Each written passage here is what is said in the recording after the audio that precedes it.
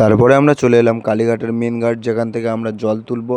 আর এখানে এসে দেখলাম এখানে বাঁক রাখার যে জায়গাটা করেছিল সেই বাঁশটা ভালো দেয়নি, তাই জন্য সেই জায়গাটা ভেঙে গেছে। ইনকাম করার জন্য সবসময় রেডি হয়েছে, কিন্তু ভালো জিনিস দিতে এরা তৈরি নয়। কারণ এখানে একটা খতপোড়া বাঁশ দিয়েছে, খতপোড়া বাঁশের জায়গায় যদি একটা ভালো বাঁশ দিত তাহলে ভাড়াটা ভালোভাবে থাকতো। সেটা না করে একটা খতপোড়া পুরনো বাঁশ দিয়ে দিয়েছে। পরে আমরা জল তুলে চলে এসেছিলাম মায়ের কাছে মন্দিরে পুজো দিতে। তো এখান থেকে প্রসাদ নেব, প্রসাদ নিয়ে পুজো দেব, তারপরে আমরা বের হব বাঁক নিয়ে সবাই মিলে। আজকের দিনে প্রচণ্ড পরিমাণে ভিড় হয়েছিল, দেখাই পাচ্ছ পুরো গেটের বাইরে পর্যন্ত লাইন চলে গিয়েছিল। আর আমরা অপেক্ষা করছিলাম কখন আমরা ভিতরে ঢুকবো, মাকে পুজো দেবো, তারপরে বেরোতো। এমনিতেও আমাদের আসতে অনেকটা লেট হয়ে গিয়েছিল।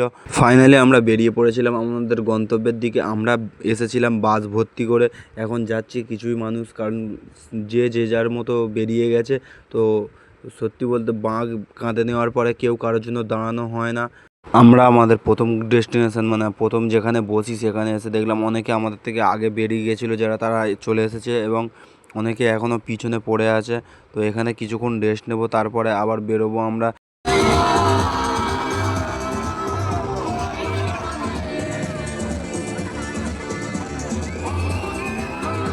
এখন আমরা আছি আমাদের পাশের গ্রামের একটা মন্দিরে।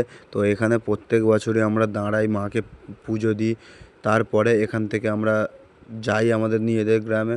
ফাইনালি আমরা চলে এসেছিলাম নিজেদের মেন গন্তব্যে, যেখানে আমরা এসে জল ঢালবো আমাদের নিজেদের গ্রামে। তো বন্ধুরা, ভিডিওটা ভালো লাগলে অবশ্যই সাবস্ক্রাইব করে দেবে, কারণ তোমাদের সাবস্ক্রাইব পেলে তবে আমি একটু সাপোর্ট পাবো, তবে ভালো ভালো ভিডিও আনতে পারবো। তো আজকে ভিডিওটা এখানে শেষ করছি, দেখা হচ্ছে আর একটা নতুন মিনি ব্লগ নিয়ে।